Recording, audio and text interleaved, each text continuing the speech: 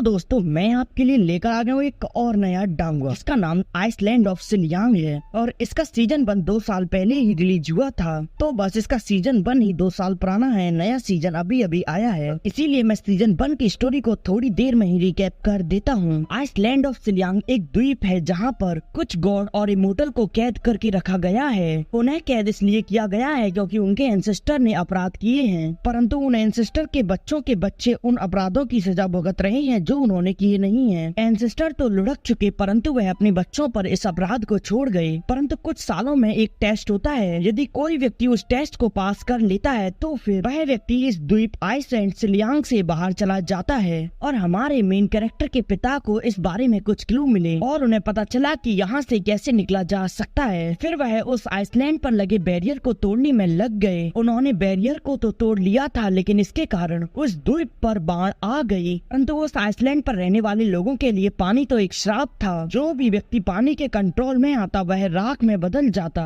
जैसे उस बाढ़ में हमारे हीरो के पिता और उसकी माँ मारे गए उसकी बहन को छोड़कर। परंतु उसकी बहन को लगता था कि वह अकेले ही अपने परिवार में जीवित बची है, और तो और वह भी हमारे हीरो की रियल सिस्टर नहीं थी, वह तो एक इंसान थी। और हमारा हीरो तुली के साथ ग्रैंडपा की वेशभूषा में रहता था और वह अभी भी अपने माता पिता की मौत और उसकी फॉर्मेशन की तह तक जाना चाहता है, जो स्काई फॉर्मेशन उसके पिता ने क्रैक कर दिया था। परंतु कुछ बाहरी दुनिया के लोग आइलैंड पर आ गए थे, परंतु आइलैंड पर मौजूद एल्डर नहीं चाहते थे कि वह लोग यहाँ पर आए। इसीलिए आइलैंड पर मौजूद पावरफुल लोग नाव की सहायता से उन लोगों के पास गए, और तो और तुली भी उनकी नाव पर चली गई थी। फिर तभी उस नाव पर एक विशाल मॉन्स्टर ने अटैक कर दिया था जिसका सामना कोई नहीं कर पा रहा था। अब तुली की जान को खतरे में देख कर हीरो को अपनी रियल फॉर्म में वहाँ पर आना पड़ा। अब एल्डर ने इंसानों की दुनिया से आए लोगों को जीवित पकड़ लिया था। वह व्यक्ति तो तुली को ढूंढने के लिए इस आइलैंड पर आया था और वचन देकर आया था कि वह तुली को जल्दी ही वापस ले आएगा। और अब तो तुली की भी उस व्यक्ति से दोस्ती हो गई थी, और जिंग के बारे में सभी लोगों ने डिसाइड किया कि इसने हमारी जान बचाई है और यह तो काफी ज्यादा पावरफुल व्यक्ति है, हम इसे ना छेड़ा तो ही अच्छा है। और फिर उन लोगों ने जिंग जुआन को तुली के घर पर रहने की परमिशन दे दी थी। और अभी तक एक लेडी ही सिर्फ हमारे हीरो की पूरी सच्चाई के बारे में जानती थी कि वह कौन है। मैंने पूरे सीजन 1 की स्टोरी को मोटा माटी रिकैप कर दिया है। मैं जानता हूँ अभी भी इसमें बहुत कुछ छूट गया है, परंतु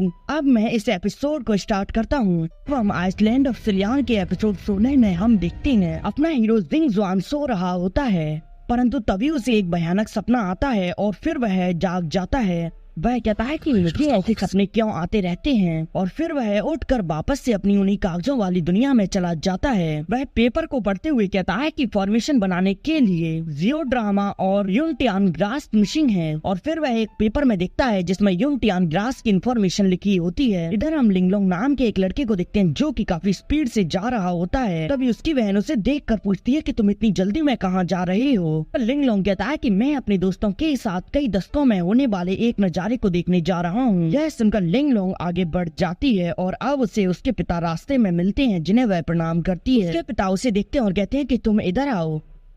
यह सुनकर लिंगजी उनके पास आती है और फिर जू यिन धीरे से बताती है कि तुम थोड़ी देर बाद मार्केट चली जाना, वहाँ जाकर डायटी वर्शिप फेस्टिवल की तैयारी कैसी चल रही है इसकी जांच करना। इस पर लिंगजी कहती है कि पिताजी लेकिन मेरे पास तो पहले से ही काम है। इस पर जू यिन उसे बताते हैं कि ओल्ड मैन चेंग और तुम्हारी आन कुछ मैटर्स पर डिस्कस करने के लिए यहाँ आ रहे हैं, इसीलिए मैं तुमसे कह रहा हूँ। इस पर लिंगजी कहती है कि पिताजी आपका धन्यवाद, मैं समझ गई। अब जो यिन वहाँ से चले जाते हैं। इधर हम तुली को देखते हैं जो कि अपने अंदाज में ही सुबह होते ही घर से बाहर निकलने के लिए जाने लगती है, परंतु जैसे ही वह गेट खोलती है उसके सामने जिंग जुआन बैठा होता है। वह उसे देखकर चौंक जाती है। वह उससे कहती है कि इमोर्टल तुम यहाँ क्या कर रहे हो। जिंग कहता है कि क्या तुम बाहर जा रही हो। इस पर तुली कहती है कि हाँ। यह सुनकर जिंग उसका हाथ देखता है और कहता है कि लेकिन तुम्हारा पॉइजन तो अभी तक ठीक नहीं हुआ है, तुम्हें आराम करना चाहिए। तुली कहती है कि ओ मेरा जहर अब पहले से ठीक हो गया है, पर मेरे गांव के लोग काफी बुरी तरह से पॉइजन से पीड़ित हैं, तो फिर उन्हें जाकर मुझे देखना है। इस पर जिंग कहता है कि तो फिर ठीक है, मुझे बाहर कुछ काम है, तो फिर लाओ सामान मुझे दे दो, मैं उन लोगों की मदद कर दूंगा और तुम यहाँ रहकर आराम करना। यह सुनकर तुली सहम जाती है और अब वह सोचती है कि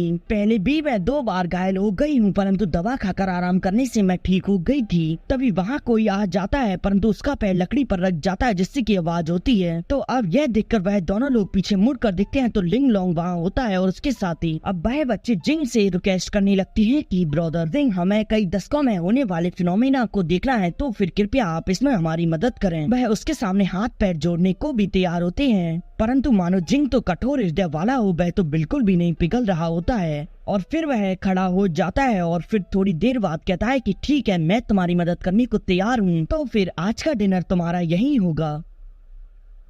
यह सुनकर सभी बच्चे खुश हो जाते हैं और अब वह जल्दी से काम पर लग जाते हैं और तुली भी जिंग के इस डिसीजन से काफी ज्यादा खुश होती है। इधर वह बच्चे तो मस्ती करते हुए काम कर रहे होते हैं और अब थोड़ी ही देर में डिनर तैयार हो जाता है। अब उनमें से एक बच्चा कहता है कि मेरे मुंह में तो पानी आ रहा है, सच में मुझे तो अभी भूख लग गई। इधर हम लिंगजी को देखते हैं जो कि एक रूम के बाहर आती है। अब वह रूम के अंदर देखने लगती है, तभी रूम के बाहर खड़ी एक लेडी बताती है कि मिस जियाओ जी आज बाहर गए हैं किसी काम से।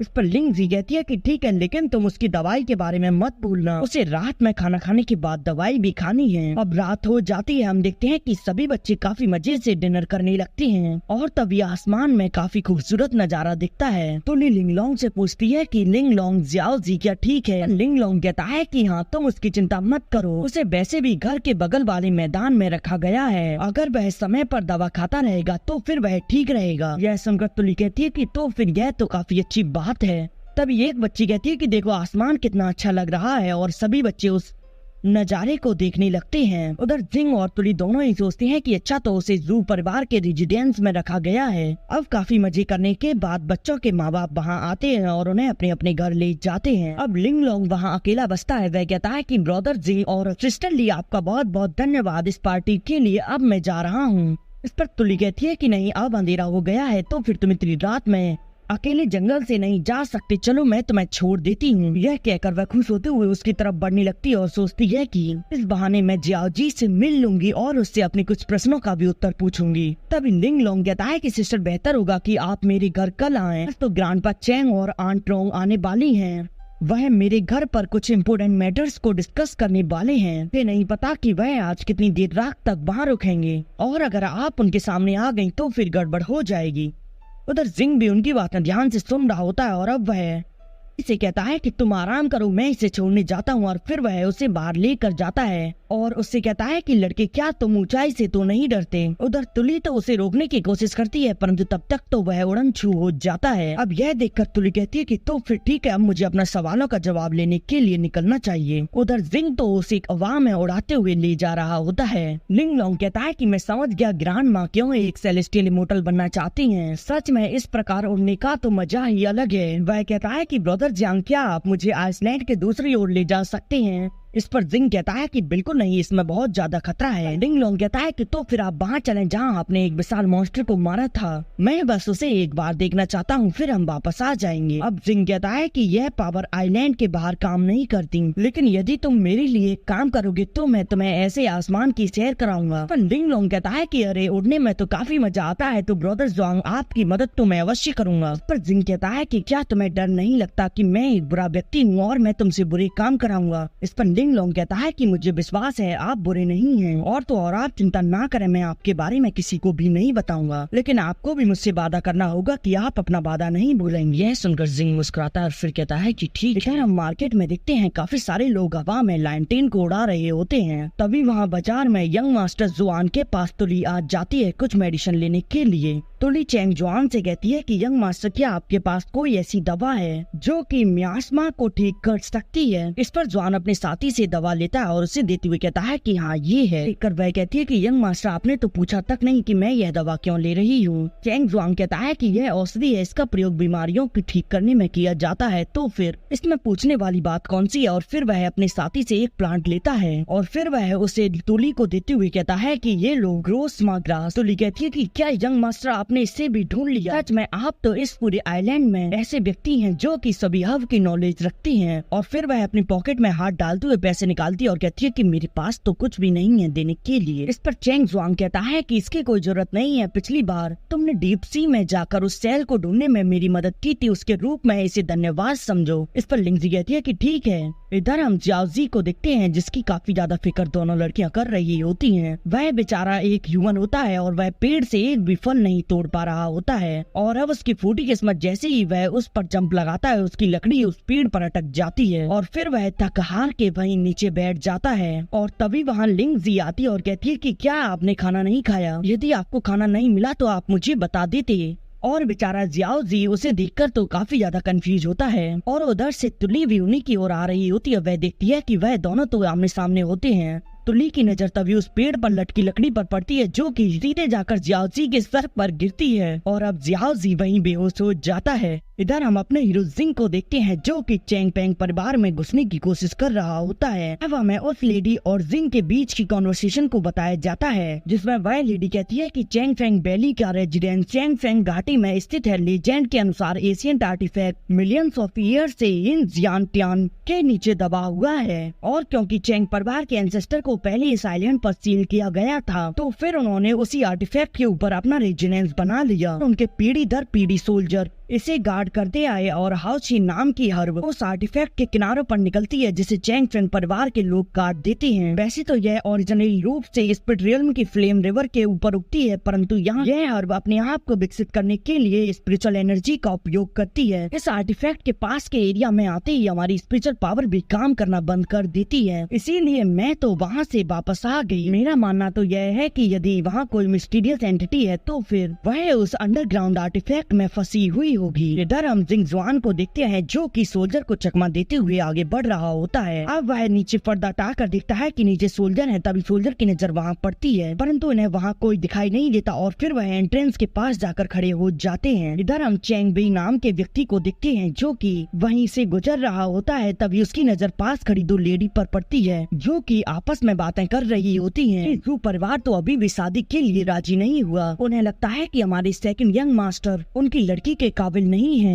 परंतु अभी तभी वहाँ एक ब्लास्ट होता है और सभी सोल्जर की नजर उस पर जाती है और ऐसा मौका पाते ही हमारा हीरो जिंग वहाँ से गुजर जाता है। इधर तभी चैंग जुआन बाहर आता है और कहता है कि सॉरी एक्सपेरिमेंट करते समय मिस्टेक हो गई। इधर चैंग जुआन का चेहरा तो देखने लायक होता है। तभी वही कहता है कि वह वहाँ खड़ी लेडी से कहता है कि चलो चलो आगे बढ़ो और तुम्हें फिर से ऐसी बकवास करते ना सुन लूं वरना मैं तुम्हारी पगार देना बंद कर दूंगा। इधर हम जू परिवार के मेंशन को देखते हैं जहाँ चैंग रोंग आए होते हैं। चैंग रोंग कहते हैं कि तुमने इन्वेस्टिगेशन की परंतु इन्वेस्टिगेशन में जो सब कुछ दिख रहा है उससे वह सब कुछ अलग है परंतु तुमने काफी कोशिश की है सच का पता लगाने की। इधर हमें लिंग लोंग को दिखाया जाता है। वह एक स्ट्रक्चर को देखते हुए कोच में पड़ जाता है। तभी हमें फ्लैशबैक दिखाया जाता है। आइस स्टोन तो जिंग ने उसे दिया है। जैसे ही चैंग परिवार के चैंग लोंग यहाँ से निकल जाए वैसे ही यह इस स्टोन को तोड़ दे जिससे कि हमारे हीरो को पता चल जाएगा कि वह लोग वहाँ से निकल चुके हैं। वहाँ बैठी ओल्ड लेडी कहती है कि कहीं वह लड़का तो साजिश नहीं रच रहा जिसे हमने पकड़ा है। इस पर चैंग लोंग कहती है कि वह लड़का तो हमारी कैद में है और जब तक वह दवाई ले रहा है तब तक ही वह जीवित है तो फिर वह ऐसा करने की तो कोशिश भी नहीं करेगा। इस पर जाओ कहते हैं कि पूछताछ के समय वह लड़का बहुत ज्यादा बकवास कर रहा था। चूँकि अब उसे जू परिवार में रखा गया है तो फिर इस अवसर को अपने हाथ से जाने मत दो। यदि आपको कुछ भी पता चले तो आप मुझे तुरंत बता देना। इस पर मोकाई कहती है कि चैंग तुम चिंता मत करो, यह पूरे आइलैंड की सुरक्षा से संबंधित है। जो परिवार अपनी जिम्मेदारी इसमें पूरी तरह से निभाएगा। पर चैंग जाओ कहते हैं कि बहुत बढ़िया, अब मुझे राहत मिली है। अब जहाँ तक आइलैंड के बाहर के अन्य प्राणियों की बात है मुझे आशा है कि हम सभी क्लैन को एकत्रित करके आइलैंड के चारों ओर की प्रोटेक्शन को और भी ज्यादा बढ़ा देंगे। इस पर मोकाई कहती है कि ओल्ड मैन तुमने सही कहा, हम इसके बारे में कल बैठक करेंगे। अब चैंग जाओ कहती है कि तो फिर अब ठीक है, अब हम शादी की बात करते हैं। इस पर ओल्ड लेडी कहती है कि मोर्टल अभी भी हमारे द्वीप पर मौजूद हैं और अभी तो डाइटी फेस्टिवल भी निकट आ रहा है। हम अभी भी निश्चित सिचुएशन में नहीं हैं। के लिए हम शादी की बात को एक तरफ रख रहे हैं। उधर लिंगलोंग तो यह सब कुछ देख रहा होता है और तभी वह नीचे पड़ी पुस्तक को उठाकर पढ़ता है। इधर हम जिंग को देखते हैं जो कि एक जगह आ चुका होता है। जगह को देखकर कहता है कि यह जगह तो बिल्कुल वैसी है जैसा कि फेंग मेई ने कहा था। मैं महसूस कर पा रहा हूँ कि यहाँ की एनर्जी में काफी ज्यादा अंतर है। जैसे ही जिंग आगे बढ़ता है तभी उस पर अटैक होने लगते हैं, जिन अटैक से जिंग अपने आप को जैसे तैसे बचा रहा होता है। और अब जैसे ही वह उन अटैक से बचता है तभी वह सामने की जगह पूरी तरह से हिलने लगती है। जिंग कहता है कि परंतु फेंग मेई ने तो ऐसा कुछ भी नहीं कहा था। हम देखते हैं कि जिंग तो एक सर्कल वाले लूप में होता है। जो सर्कल हिल रहा होता है वह सर्कल अभी के लिए इन्फिनिटी का सिंबल बना लेता है। अब तभी जिंग पर काफी सारे पत्थर से अटैक होते हैं। जिंग उन पत्थर को डिस्ट्रॉय कर देता है। अब जिंग पत्थर डिस्ट्रॉय कर देता है जिस कारण अब उस पर स्पेयर से अटैक होने लगते हैं, जहाँ जिंग उन काफी सारे फायर स्पेयर से अपने आप को बचा रहा होता है, परंतु तभी वहाँ दीवार में से पिलर निकलकर दूसरी दीवार में टकराने लगते हैं। अब जिंग उनसे भी बचता है। अब जिंग उछलते उछलते तेजी से आगे बढ़ रहा होता है। वह अपने रास्ते में आ रहे पिलर को भी डिस्ट्रॉय कर देता है और वह एक जगह आकर खड़ा होता है। तभी उसके सामने बनी दीवार में से काफी बड़ी बड़ी फायर चेन निकल कर घूमने लगती है। यह देखकर जिंग अब स्पीड से उन चेन से बचते हुए आगे बढ़ता है। इधर चैंग जाओ गुस्सा हो रहे होते हैं। वह कहते हैं कि उस लड़के जिंग के बैकग्राउंड के बारे में किसी को कुछ नहीं पता। ओल्ड लेडी तुम इतनी लापरवाह कैसे हो सकती हो। ओल्ड लेडी मोकाई कहती है कि मोटल जिंग का बोन स्ट्रेचर काफी ज्यादा असाधारण है। वह संभवतः हेवनली रियल्म के प्रतिष्ठित इमोर्टल क्लैन से होगा। अगर हमने उसे हर्ट करने की कोशिश की तो जब वह इमोर्टल वर्ल्ड में वापस लौट जाएगा तो फिर वह हमारे बारे में गलत बातें करेगा और वह हमारी शिकायत भी कर सकता है, जिससे कि पूरे आइलैंड को इसका सामना करना पड़ेगा। अब जाओ गुस्सा होती कहती है कि तुम शादी की बात को टाल रही हो और इन सब मामलों को भी हमसे इन्वेस्टिगेट नहीं कर पा रही हो, और फिर भी तुम मेरी एक भी बात नहीं सुन रही क्या। जू परिवार अपने शिष्टाचार खो चुका है। अब मेरे यहाँ ठहरने पर धिक्कार है, और यह कहकर वह वहाँ से जाने लगता है। तभी चेंग डोंग खड़ी होती है और कहती है कि एल्डर आप चेंग डोंग की बात का बुरा ना माने। कार शादी अपने आप में एक मेजर इवेंट है, इसके लिए ये हम गंभीर रूप से यहाँ आए थे और आप तो इसके बारे में कोई भी बात नहीं कर रही। इधर लिंग लोंग आइस स्टोन को संभालते हुए कहता है कि अरे जाना है तो जाओ यार, सर क्यों खा रहे हो। और चैंग डोंग गुस्सा होती हुई कहती है कि हमने आपके सामने 2 प्रस्ताव रखे लेकिन आपने तो इन पर विचार ही नहीं किया और आप शादी के मामले में जवाब देने पर भी झिझक रहे हैं। अब वह वहाँ पर काफी ज्यादा भड़क जाती है। अब वह गुस्से में चैंग जाओ के साथ वहाँ से जाने लगती है, परंतु तभी जू इन रोकते हैं और कहते हैं कि एल्डर चेन और मिस रोंग आप शांत हो जाइए, हम शादी के मामले में बाद में इस पर चर्चा अवश्य करेंगे। इस पर चैंग डोंग गुस्सा होती कहती है कि अच्छा बाद में चर्चा। वाह, मुझे लगता है कि जू परिवार की अन्य योजनाएं भी हैं। तभी वहाँ खड़ी लिंगजी की माँ कहती है कि शादी एक मेजर इवेंट है और मैं इस पर अभी भी विचार कर रही हूँ, तो फिर हमें कुछ समय चाहिए। इधर हम जिंग को देखते हैं जो कि अब उस एरिया में अंदर जाते जाते काफी ज्यादा कमजोर पड़ने लगता है। अब वह जैसे तैसे अपने आप को सीधे खड़ा करता है और फिर वह उन फायर चेन्स को देखता है और फिर वह याद करता है कि फैंग मेई ने उससे क्या कहा था कि उसे अपने वाटर स्पेल का सही उपयोग करना है। अब वह यह याद आते ही शांत हो जाता है और अपने मन को शांत करते हुए पानी के बहाव में ले जाता है। वह कहता है कि मुझे नहीं पता कि मैं इसे कर पाऊंगा या नहीं, परंतु जैसी भावनाएं जन्म लेती हैं वैसी ही परिस्थितियां बन जाती हैं। और अब वह वहाँ अपने भाव को बदलते हुए आगे बढ़ रहा होता है और तभी उसके आसपास चारों ओर काफी सारे स्पेल लग जाते हैं और उसे प्रोटेक्ट करने लगती हैं। अब वह गोल सर्कल इन्फिनिटी की फॉर्म को छोड़कर वापस से अपने सर्कल वाले फॉर्म में आ जाता है। इधर जिंग उस जगह को पार करने के बाद अपनी आंखें खोलता है तो वह हैरान होता है। इसी के साथ ये एपिसोड यहीं एंड हो जाता है। नेक्स्ट एपिसोड भी जल्दी ही आएगा।